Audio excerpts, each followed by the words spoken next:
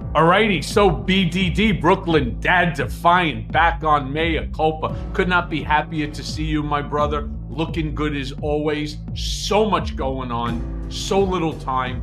We're going to jump right into it. So let me start by asking you this, right? So Trump has promised sweeping changes to federal institutions, including dismantling the Department of Education and the Environmental Protection Agency, to just name two.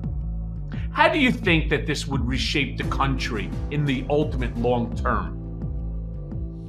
Well, first of all, Michael, thank you for having me back on your show. It's great to be here. Well, the Department of Education is a big one, and I think the fact that he was reelected is proof that we need more, not less, education. And so I think it would be a disaster to first of all to undo all of the good that the Department of Education has done. You know, there are arguments that could be made to say that, you know, maybe the government is too large and sprawling, but something as critical as education, like if we're honestly trying to compete with China, then you don't divest from the Department of Education. You invest in it. You put more resources to it, because right now China is cleaning our clocks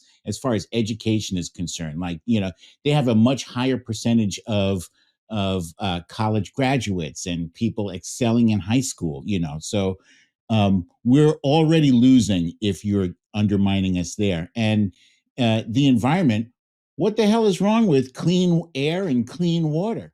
You know, why would you attack that? You know, I saw a poll somewhere before the election that young kids are more concerned with climate than anything else. Why? Because this is their world. You know, we're just living in it right now, but this is the younger generation's world. And it matters. You know, it matters how we undo the damage, how we mitigate the damage that our generation and generations before us have done in a relatively short period of time.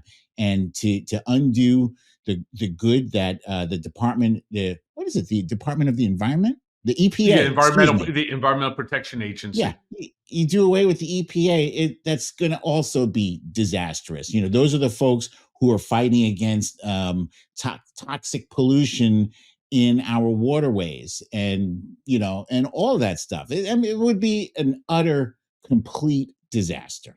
You know, I only picked these two. We can go to the Department of Justice. He wants to dismantle it and change it. He wants to reduce it. And we're going to get into that whole, issue of Doji, right? The Department of Government, Uh, efficiency, by there you go. Ramaswamy Yeah. and also Elon Musk. That we're going to get to that in a minute. But I brought up the EPA for the same reason that you did, talking about young kids who believe Gen Z, because you're prolific on all forms of social media. Million followers here, million followers there. You have millions here, millions there, millions everywhere. And my question really to you is, I've said this so many times.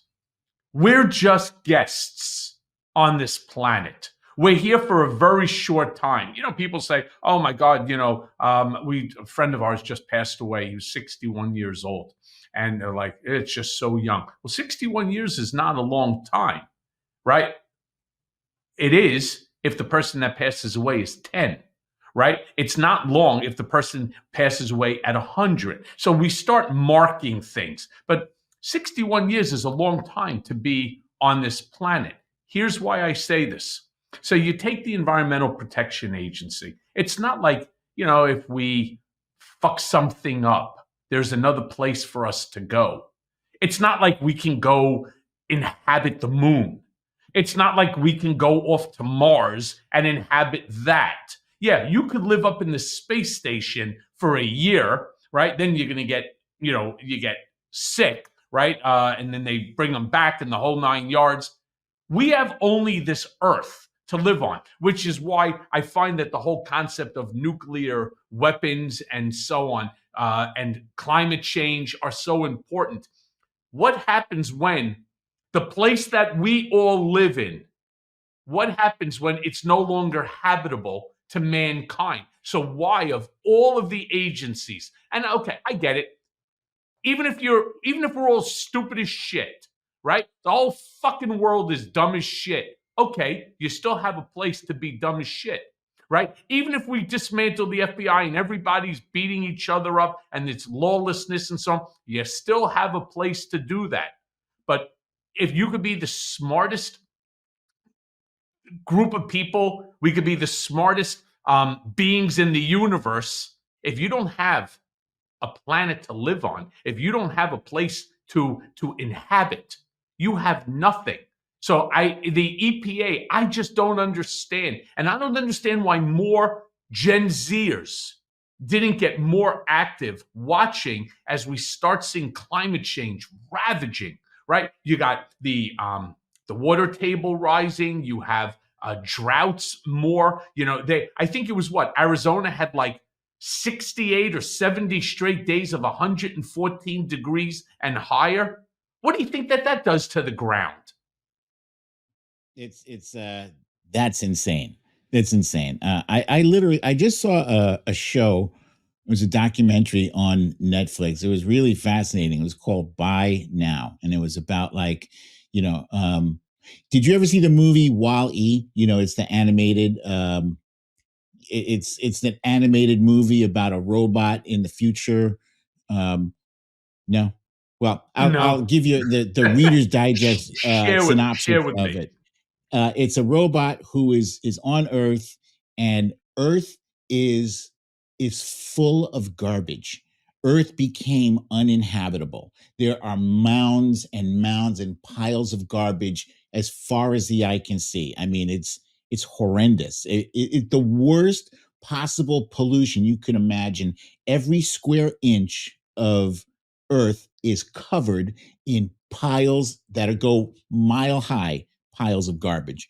So Earth became toxic, uninhabitable. So there's like an arc flying around in space with like the rich people who were able to afford to just live in space, live out the rest of their days in space. And Wally, this little robot, ended up on that arc somehow. But yeah, we don't. You're absolutely right. We don't have an arc to go to live in space forever. At least not us. When I say us, I mean the regular Joes. I mean the people whose net worth is not 1 billion or better dollars, who can afford a seat on such a thing. Unless, of course, you want to be a worker. I guess if if I had to choose between dying on Earth and being a worker, I'm 56 right now.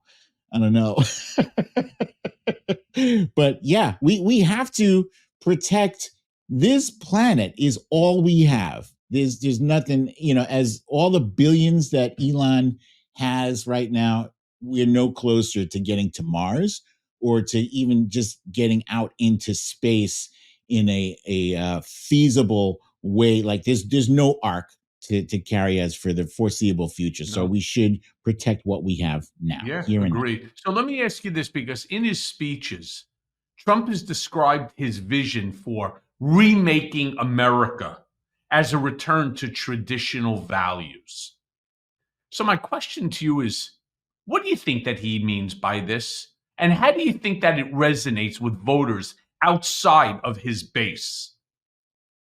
I think he means he wants a whiter America, and he wants a more male dominated America. That's the only thing that makes sense to me, because all the policies that he and MAGA support are anti-brown people. They are anti-woman.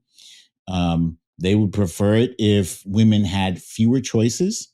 I remember hearing some people say that what was it? Was that guy that was trying to be the governor of North Carolina, Mark Robinson, said Yep. um, he preferred the days when women couldn't vote. He wanted to go back to that. So yeah, I think that's Well, you have Mark Robinson, who says that women shouldn't be allowed to vote. You have Mike Johnson, MAGA Mike Johnson, turning around and claiming that he wants to see America return to a white Christian nationalist country, despite the fact that America was never a white Christian nationalist country. You have Pete Hegseth, who right now is in the news, of course,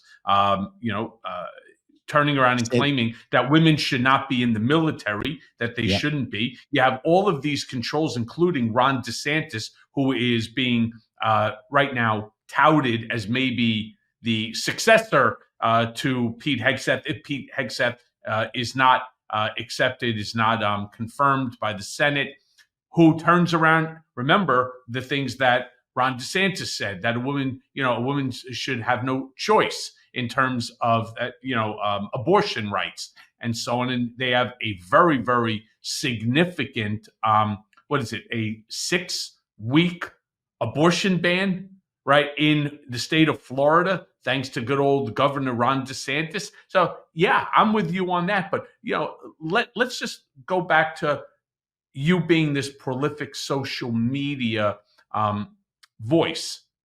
What are you hearing from the people who follow you? Because your traditional values and my traditional values are not the same.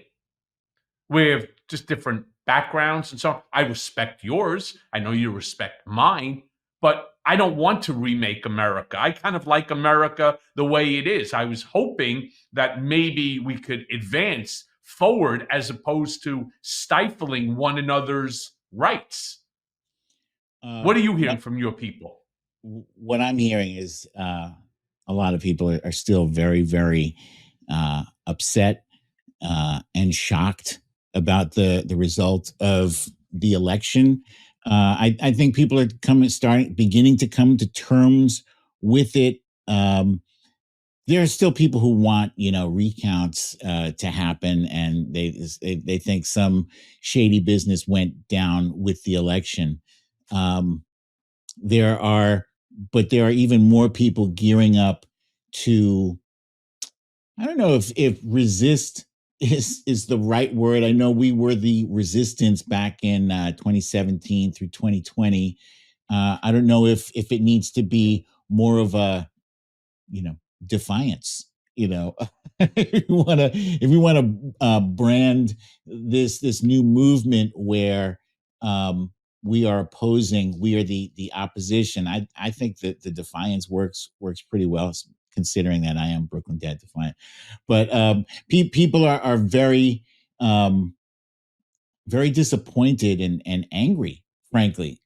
Angry. I'm angry because within 2 or 3 days of the election, the search term "Can I change my vote?" spiked on the what was the internet. number one on the day after the election? What is a tariff? Was the number one? That's correct. What is a tariff? The number one Google searched question the day after the election. How about geniuses? You Google search that before the election? Please. That's too much. That is too much to ask for somebody to do their research. Although half of these idiots who were trolling us, talking about do your research. I did my research. I watched a YouTube video. How hard is it to just Google what is a tariff in the weeks and months before that? As we had been shouting, his tariffs are going to undermine all of the good work President Biden has done in the past 4 years.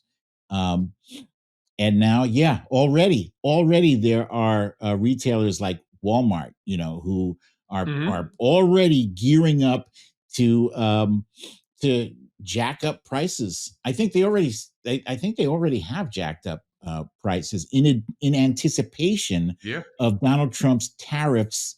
And I was shouting at the TV for the last month of the election cycle, like, why doesn't somebody explain to Donald Trump how tariffs work? Because he keeps saying, I'm going to put 40, 50, 60, 200% tariffs on China and they're going to pay it. No, dummy. They're not going to pay it. And unfortunately, there was a high percentage of his followers, his listeners, his supporters who believed that hook, line, and sinker. And now they're they're waking up to the fact that, oh, actually, he was wrong. Well, I hate to say this because it's a little contrarian. I'm not shocked by the outcome of Trump's victory. I'm not. He has that personality, cult leader personality. I've seen it myself. I've seen it at the Trump organization. I've seen it at rallies and at functions. I've seen it. What I am somewhat surprised is the fact that fewer people voted in this election than they did in the previous election. And I find that reprehensible. Like, I truly believe that every American has an obligation, unless you're on your deathbed, I believe that you have an obligation to vote.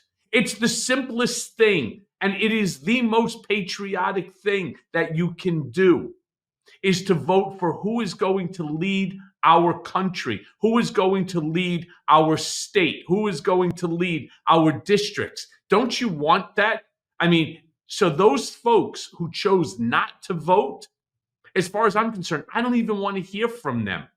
If you're not willing to do the littlest thing, go to your voting place, which is what, 3-4 blocks from you, maybe a mile away from you. Get in your fucking car, go drive down, take a few people with you, and make sure that the person, the candidate that you think is best suited, and if that person is Donald Trump, okay, so be it. But make sure you take other people with you so that you do your duty as an American, as opposed to, oh, you know what, I don't like either of them, I'm not voting. That bullshit doesn't fly. And you know what? We are where we're at.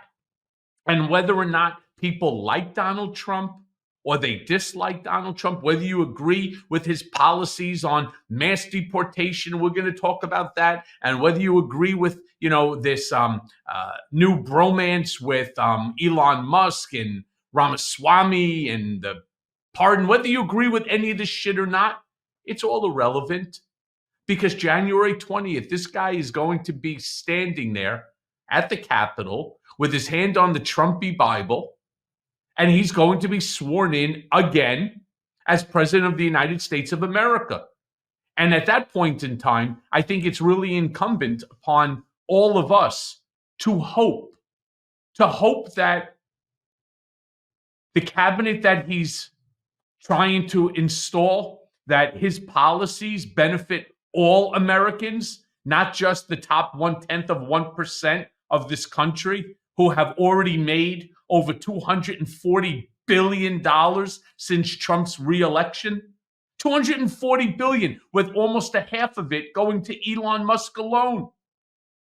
What about the little guy? The little guy who can't afford his gas in his car, the things that Donald Trump ran on, gas and groceries, the thing that people turned around and voted for instead of education, instead of the EPA, instead of the FBI, the DOJ. And I know, because I am the first and only political prisoner held by my own country, because I refused to waive my First Amendment constitutional rights. Donald Trump had in Bill Barr.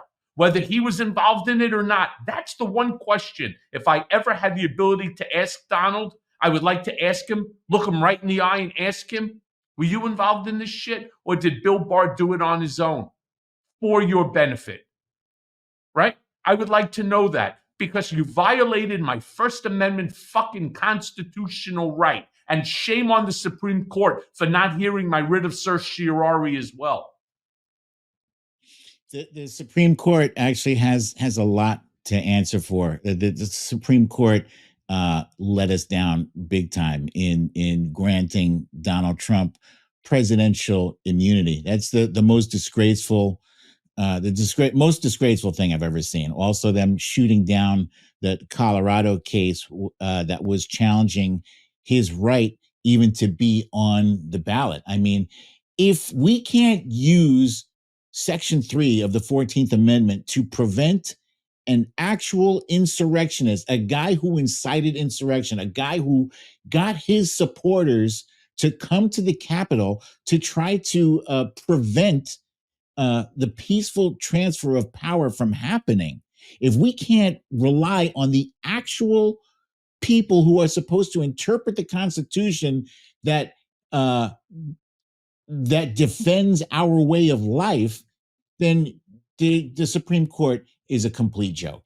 And that's what they are right now. They are all rubber stamps of Donald Trump, with the exception of our three progressive judges there. But I mean, that those six justices on the Supreme Court are a disgrace.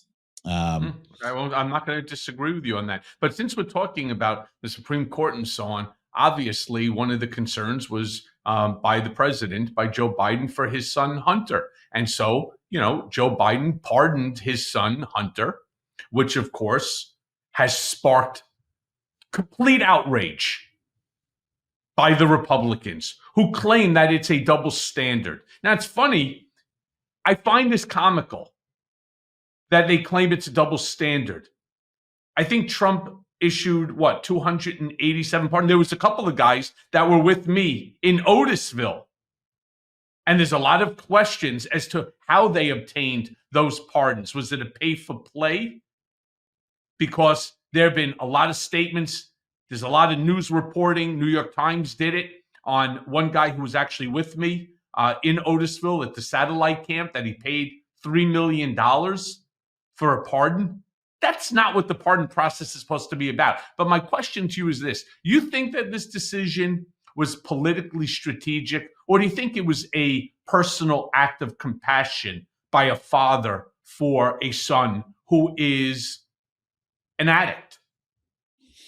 I absolutely think it was a personal decision made by Joe. too. At the end of the day, Joe wears his heart on his sleeve. He's not a complex guy as far as that's concerned. It's his lone remaining son, and MAGA has been after him like absolute savage buzzards, just nipping at him the entire way. It's the man's only surviving son, and they're after him.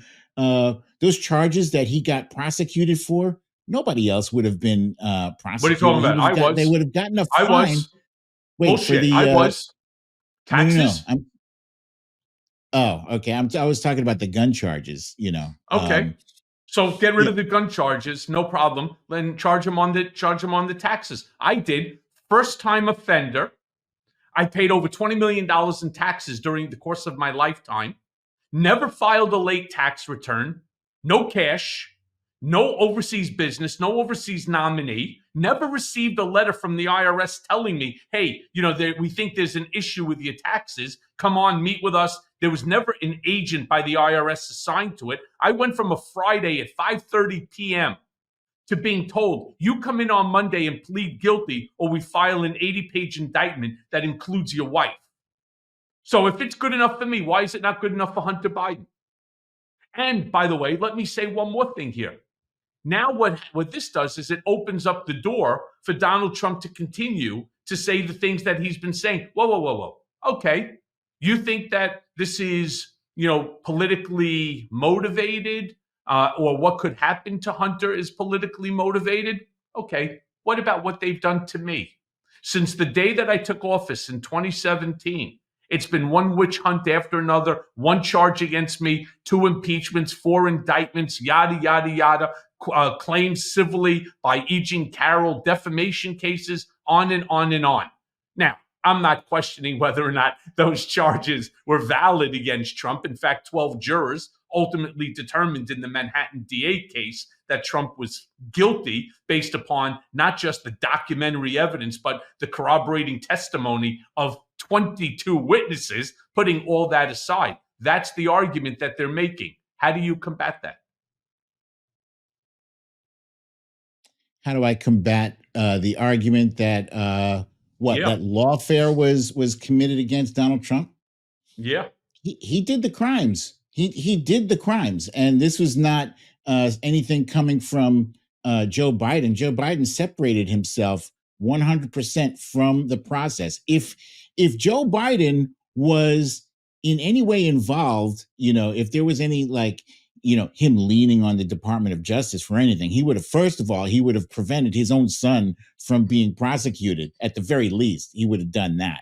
But yeah, he was completely separated from that. They dragged their feet on those cases. Well, on a few of those cases, the feet were dragged, and there's a lot of criticism levied towards Yep. Merrick Garland for not expediting these cases against him. So I think absolutely, if Joe Biden got so much done, as old as he is, he got so much done in his 4 years in Yep. office. He's a doer. He's a guy who gets things done. So if he really wanted to have Donald Trump prosecuted in a timely fashion, he would have made that a priority if lawfare was the goal. And Yeah, I I mean, don't Joe think it Biden was. actually stayed. He actually stayed out of the whole process. He let Merrick Garland do his thing, and I'm with you on that. Merrick Garland slow walked this shit. Then it was slow walked by what do you call it? By Jack Smith. It was slow walked by Alvin Bragg. You had the issue with Fani Willis, which is just terrible, right? And that's why there's no accountability. Donald Trump defied the odds. Billion to one that a guy who was impeached twice with 4 indictments pending, not only would he get the nomination by the Republican Party, that he would actually win the that he would win the election and he would avoid accountability. He defied the odds, plain and simple. And a lot of it was based upon his ability to manipulate the justice system with delay tactics. I actually just wrote a Substack article about this, and it's called "Some People Actually Are Above the Law," and it's infuriating because that's not how it should be. I honestly believed up until a few weeks ago. I honestly believed that old saying that we've been chanting, no one is above the law. Bullshit. That's how it's supposed to be. But Sure. obviously people who are connected, people who are rich, um, they are actually above the law. And every once in a while you'll get the Milkins, and you'll get the Bernie Madoff, verdicts. You'll get some people who do actually have to pay their price. But above and beyond, for the most part, these rich billionaires and connected people are getting away scot free. Yeah. Well, let me ask you this then, because so Republican lawmakers now are calling for Biden's impeachment. I mean, it's funny because there's what, 40 some odd days before the inauguration of Trump and so Mhm. on.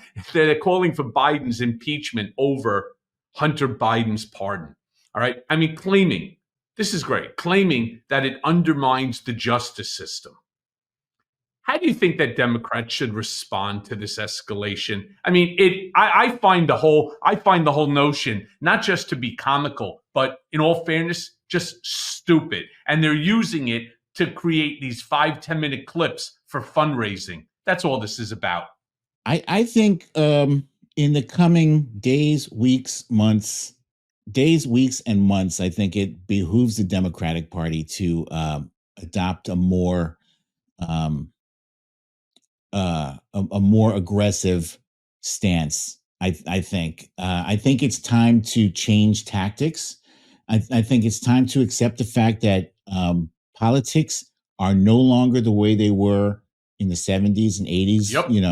When people, I'm going to say, I can pinpoint, before the Rush Limbaugh kind of um, era, when politicians still believed in the rule of law, they still believed in some kind of compromise, when they were actually trying to get things done for the American people. There were disagreements, there were major disagreements, and there were people who were playing dirty, but that was more often the exception than the rule. And now it's like the rule rather than the exception. So I think it would behoove uh, Democrats to change their tactics a bit.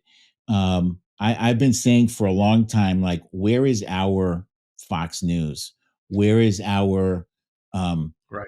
uh, OAN or Newsmax?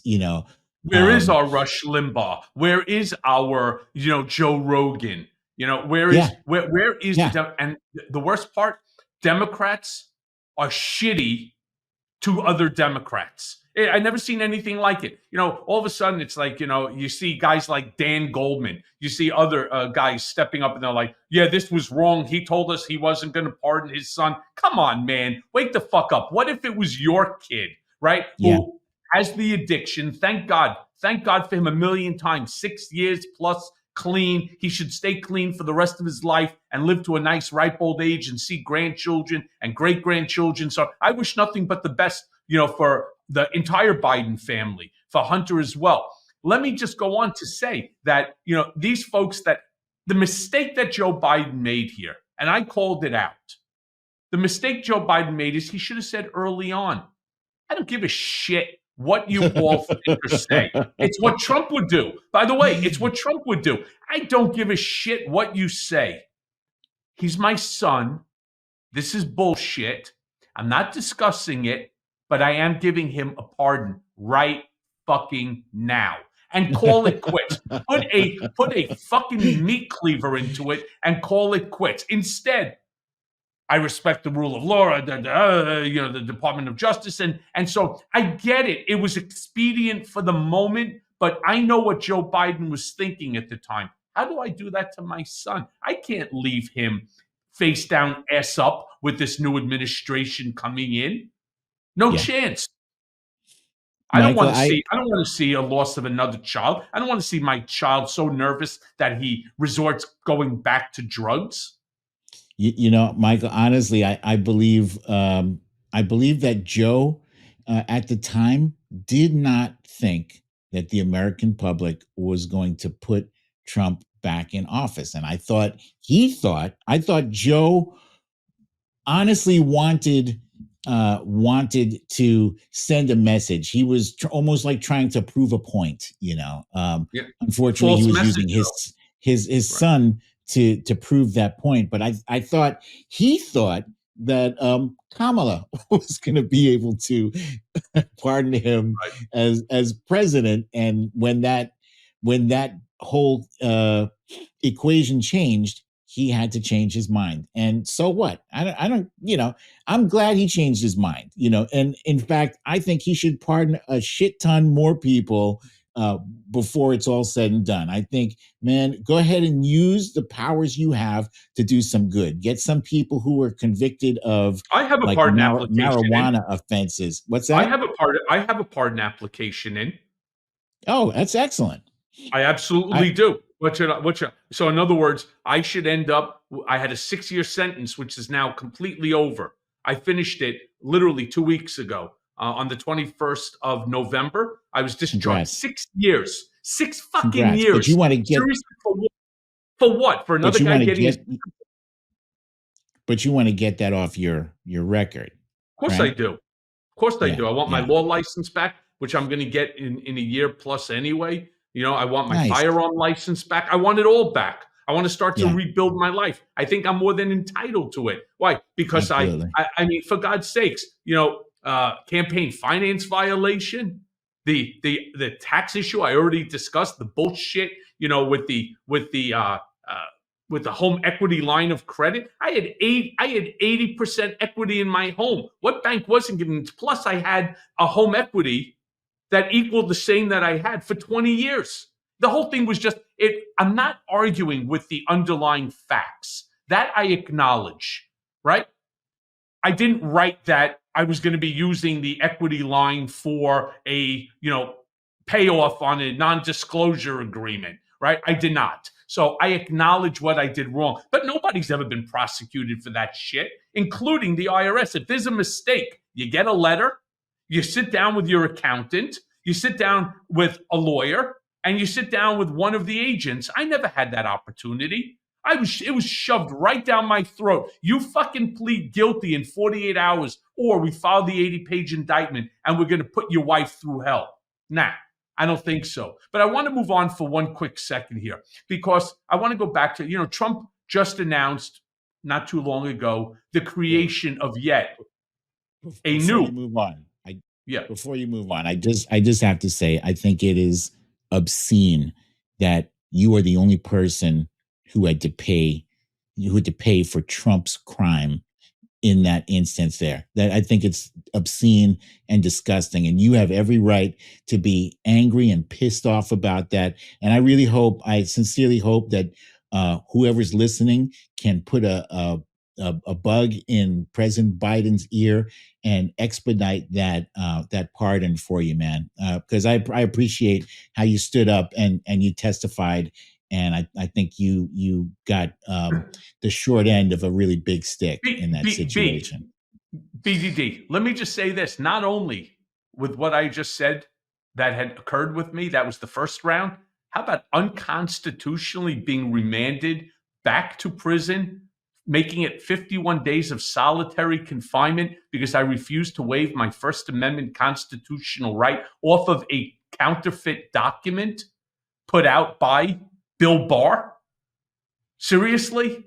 After testifying, not because I wanted to testify, I was subpoenaed to testify 7 times before Congress, before the New York AG, before the New York District, the Manhattan District Attorney. I mean, I think I've done more than my share within which to expose it.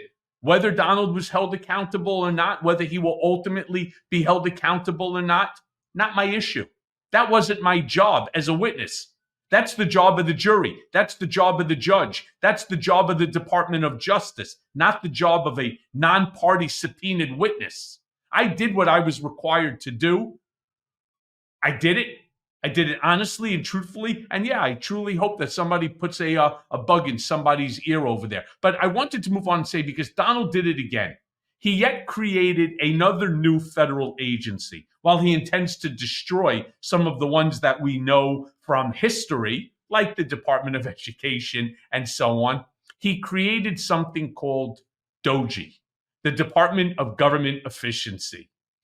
Very much like Space Force, right? Which is, a new branch of the military that he started that deals with outer space. Yet DOGE here is tasked with slashing bureaucratic waste. Now, I got to be honest with you, something we have heard our entire lives: waste, fraud, abuse takes a massive amount of money out of our budget. But critics have called it redundant as well as a vanity project by Trump. How do you view its potential impact? Let me say this. I think I remember when I was growing up, I remember hearing the reports of uh, the military, the Pentagon spending like, $1,000 on a toilet seat, and like just ridiculous prices that people were spending in the government for things like, you know, it was ten clear thousand that they dollars were, on a screwdriver or a yeah, wrench. yeah, Yeah. it's insane. So if they're going to look to eliminate that kind of fraud and waste, I think it could possibly be a good thing. Honestly, you put some money back in the American public's pocket, do that. But I'm not naive, and I know that Elon Musk did not put his whole shoulder into this election effort to buy this election for Donald Trump just to sit by and do something good for the American public. No, he's a selfish bastard, and I'm sure that he's got ulterior motives in this Department of Government efficiency, uh, things to pave the way to make things easier for him with his different businesses, whether it's the Tesla or the SpaceX. I think he wants to loosen the screws over here, tighten some screws over here, all to benefit his own pocket and the pockets of his billionaire friends. That's what I believe. And I think Vivek Ramaswamy is along for the same ride. That guy does not have, that guy has a shady past as well. Mm-hmm. So, yeah, I think you couldn't have picked two worse people to be in charge of a potential. And that's here's another problem I have with that Department of Government Efficiency. First of all, you got two people doing the job of one person, which is the least efficient way to do that job. Look, let's be clear. Your schedule is busy, and sometimes intimate moments happen spontaneously. Or you hope. I mean, you don't have the time to go to doctor's office and get treated for things like ED. Through HIMS, you can get a personalized ED treatment without stepping foot outside your door. HIMS is changing men's health care by providing access to affordable sexual health treatments, all from the comfort of your couch. HIMS provides access to a range of doctor-trusted ED treatments such as chewable hard mints, proven treatments like Viagra and Cialis or their generics for up to 95% cheaper. You hear that? 95% cheaper. And the process is simple and it's 100% online. There's no uncomfortable doctor visits. Just answer a series of questions on their website and a medical provider will determine the right treatment option. And if prescribed your medication, well, it ships directly to you for free. And no insurance is needed. You pay one low price for your treatments, online visits, ongoing shipments, and provider messaging. HIMS has hundreds of thousands of trusted subscribers. So if ED is getting you down, it's time you find the option that works right for you. So start your free online visit today at hims.com/Cohen. That's HIMS.com/Cohen for your personalized ED treatment options. hims.com/Cohen. And the products mentioned are chewable compounded products which are not approved by or verified for safety or effectiveness by the FDA. Prescriptions require an online consultation with a healthcare provider who will determine if appropriate. Restrictions apply. See website for details and important safety information. Subscription required and price varies based on product and subscription plan. Number two is damn it, I forgot what my number two was. Oh no. So the other problem that I have with this thing is that there's not going to be any oversight because it's technically not a federal thing. It's outside the federal government. So who's watching what these guys do? Who is what's the check and balance against them? How are they going to slash? Elon is talking about slashing $2 trillion from the budget. How the hell is he going to do that without slashing some very essential services from the American public? Services that regular Joes and the little people like me and you need. You know, that 2 trillion, by the way, amounts to approximately 30% of our budget. So that's a hell of a slash. I mean, think about it in your own personal lives. If you spend, say, $1,000 a month, right, in your life, imagine now you're cutting 300.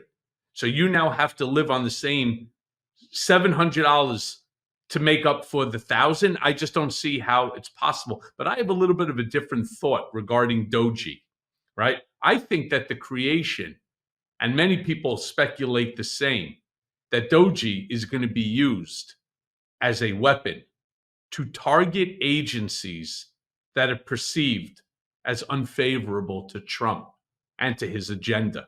That's the big speculation going on, at least in the Democratic side. So the question I would ask you, taking that idea, how do you think that would alter the balance of power in Washington? Imagine that they turn around and they say to, let's say, the New York District Attorney's Office, they cut the entire budget of let's say, the Department of Justice, so that the money that would say go to New York to fund certain things is now no longer available. They have to start getting rid of a bunch of the prosecutors, get rid of a bunch of the court reporters. They have to get rid of a bunch of judges or whatever. That's how I think it's going to be used.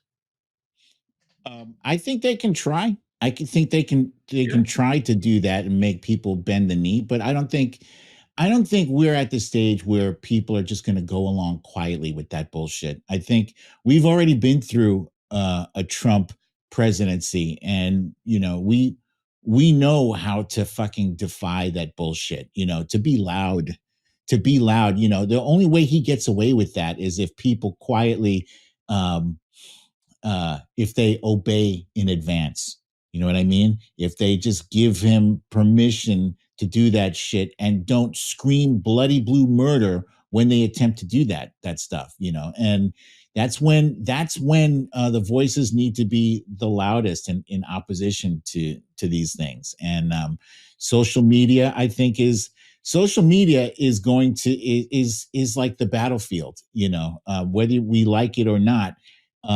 Traditional media, people are kind of going away from traditional media in terms of getting their news. They're getting a more robust picture of what's happening from their social media feeds. So I think those of us who are putting in the work every day in and day out, uh, to spread the word, I think that's going to be critical, and I think it would behoove the Democratic Party to really start investing more in building up the same kind of infrastructure that the people on the right do. They do a lot of shit wrong, but that's one thing that the right has done correctly is they have their whole ecosystem on the right in terms of messaging. They are in lockstep. Their Yep. messaging is they're always on the same page no matter what. Um, and we need to get there in order to have any chance of defeating Trump and Trumpism and the Republican Party for the next 2 years and then the next 4 years. The interesting thing that people don't realize, again, I know Donald better than all of these folks. And while I'm not certain how long Doji is even going to remain, a viable agency, if we could even call it that, because Donald doesn't have a Michael Cohen around him any longer. He's got a lot of sycophants, like the Boris Epsteins of the world. He's got that, but they don't have. They don't have. I don't want to tout my own horn here, but they don't have it. They don't have the Roy Cohn effect on Donald either. All right, and that includes Elon Musk and Vivek Ramaswamy. Ultimately, Donald gets tired of people.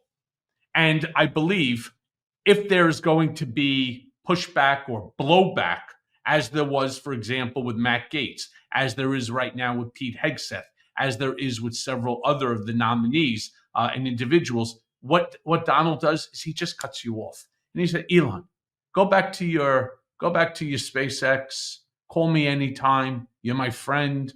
You'll come over for dinner, blah, blah, blah. Vivek, have a nice day.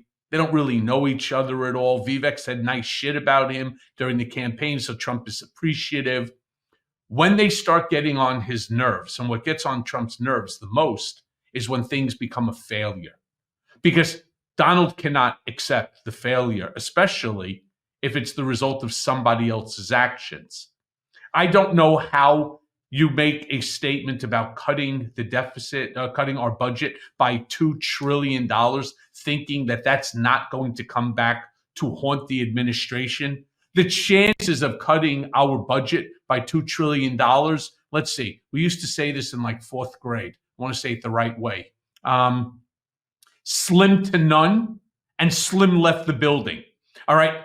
The shit ain't happening. Let's just be really clear about that one. All right. There's no chance. So when there starts to be story after story after story, article after article after article, because Trump gets a lot of his news that way from clippings, and it's Elon Musk and Vivek Ramaswamy fail in Doji, right, and so on. Donald Trump's new federal agency a complete fuck up, whatever they would call it. Is it's a that will at him, and ultimately he says, you know what, the risk of these two guys is not worth the reward, and let's just put an end to this thing. That's what ultimately happens. We've seen it happen again and again and again, and that's what I believe is going to end up happening here as well.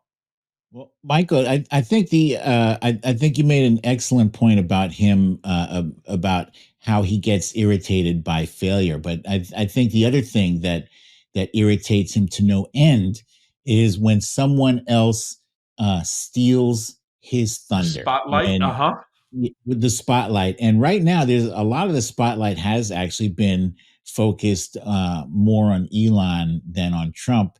And I'm curious to know what you think, because Trump has actually, in the past, month since he won the election, he's been relatively quiet. Like I would have expected him doing a lot more, shit talking and bragging about this amazing election that he won. Nobody thought I could do it, and blah blah blah blah blah.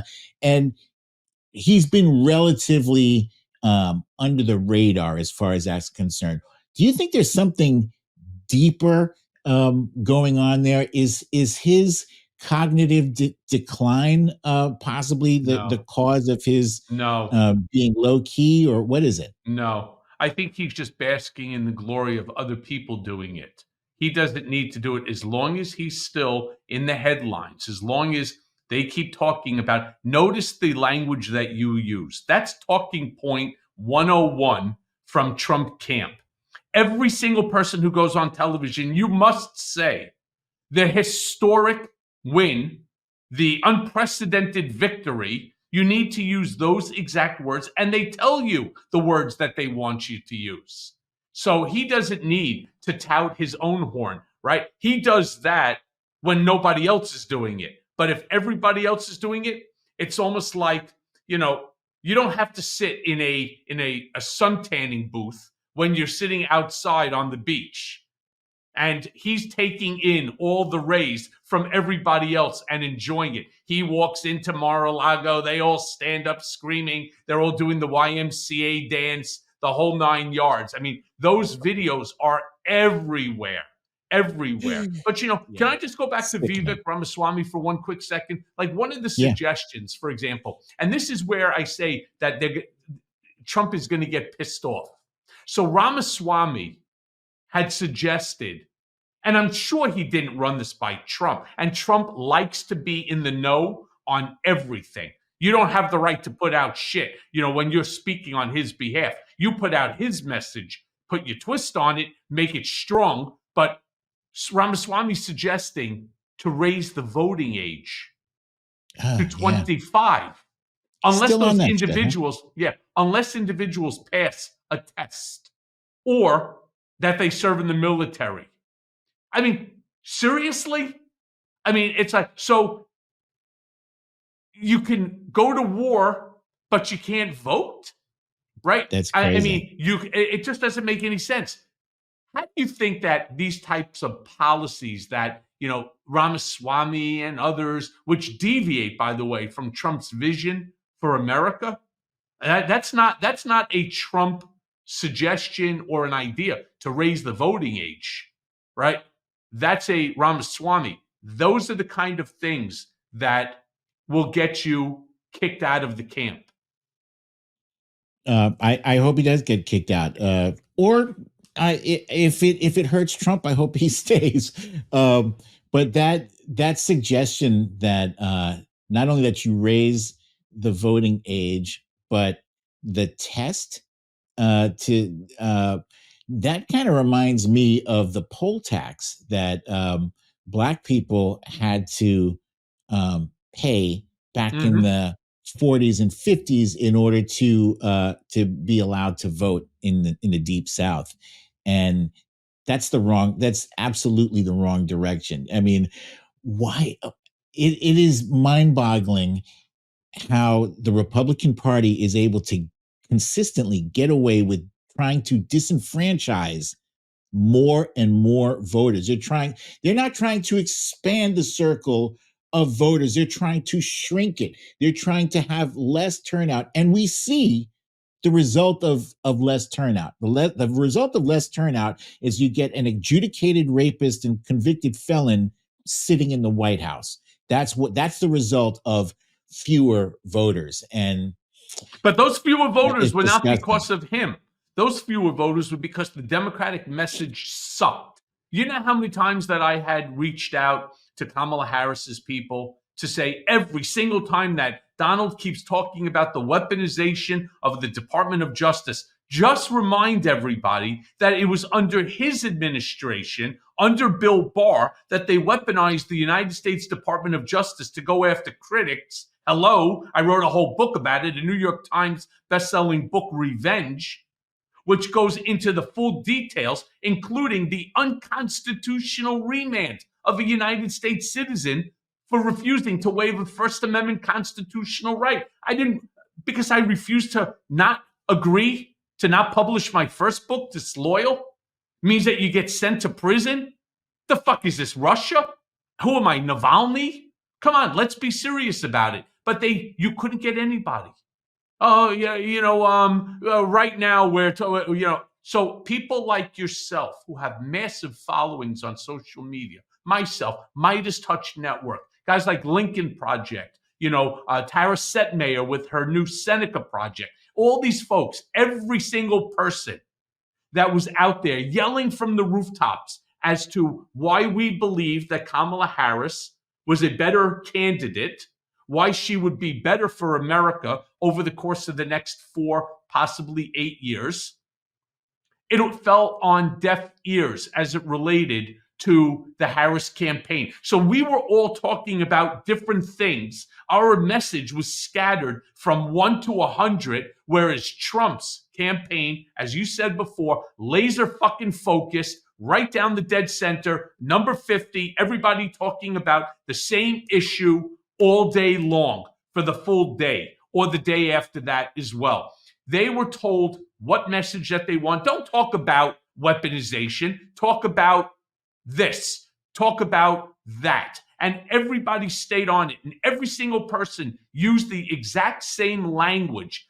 That was the process that they did. And then all of a sudden, you started to see ads coming out, specifically ads on the internet, right? Social media ads, all again honing in on that one particular message. Let's just say at the beginning when it was Joe Biden, his cognitive ability, right? Or when they had the debate between Trump and Kamala Harris. Anybody who wants to be legitimate and tell the truth will tell you that Kamala Harris won that decisively, right? That, Trump had spewed complete misinformation. She was laser focused and right on. Stiff, but laser focused and right on. They changed the narrative. They whitewashed it. Every single person went on television saying the same thing. Trump won decisively. That Trump was articulate. That he was comical. That he related to the American people, and so on. That Kamala Harris lied during the entire debate, and they kept saying it again and again and again. Which, of course, based upon Stalinistic approach. The more that you repeat the lie, the more the lie becomes the truth. And people would actually walk to you and tell me in the street and say things like, how do you think that Kamala Harris could win? She can't even win a debate against Trump. And I'm talking about educated people. Yeah. You know? Yeah, it was again that's all that's all a measure of how the right wing's messaging system has become more robust and more effective than our own, and so we're going to have to do some serious inward looking, and don't let it take too long to make Mm-hmm. the correct adjustments and move forward. Excuse me. Well, so look, the hour, as I said at the beginning, goes by very, very quickly. So I really have one last question for you. All right. Um, I see a lot of Trump's cabinet appointments designed more to provoke rather than to unify. Whether it's Linda McMahon, Kash Patel, Pete Hegseth, Matt Gates, and on and on. What should we call it? You have uh, Nome, Christy Nome. You have right Tulsi Gabbard. I mean, we just could go on and on and on about all of these appointments. You think, as I do, that this is a calculated strategy to appeal just to his base? Or do you think that it just reflects poor judgment by the transition team that will ultimately reflect poor judgment in leadership?